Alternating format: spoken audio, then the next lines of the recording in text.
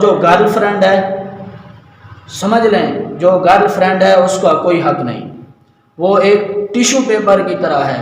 کہ جو استعمال سے پہلے تو بہت ہی خوبصورت، لیکن استعمال کے بعد اس کو ڈسٹ بین کے اندر پھینک دیا جاتا ہے۔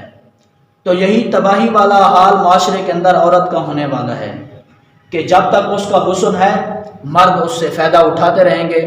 جیسے ہی اس کے چہرے پر جھریاں پڑنا شروع ہو گئی لوگ اس کو ٹیشو پیپر کی طرح ایک طرف پھینک دیں گے۔ تو معزز خواتین کہ اسلام نے پردے کا حکم دے کر آپ کا تحفظ کیا ہے۔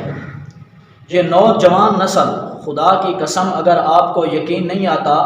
تو آپ جا کر ان معاشروں کو دیکھیں، ان قوموں کو دیکھیں جن معاشروں اور قوموں کی یہ نوجوان نسل تقلید کر رہی ہے، جن کی پیروی کر رہی ہے کہ وہاں پر نوجوان عورت کے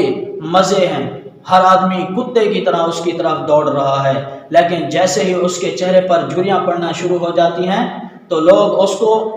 نظر انداز کر دیتے ہیں، وہ ایک عضو معطل بیکار عضو کی طرح ہو جاتی ہے، جیسے ٹیشو پیپر کو استعمال کرنے کے بعد وہ بیکار ہو جاتا ہے، ان معاشروں کے اندر اس عورت کا وہ حال ہوتا ہے۔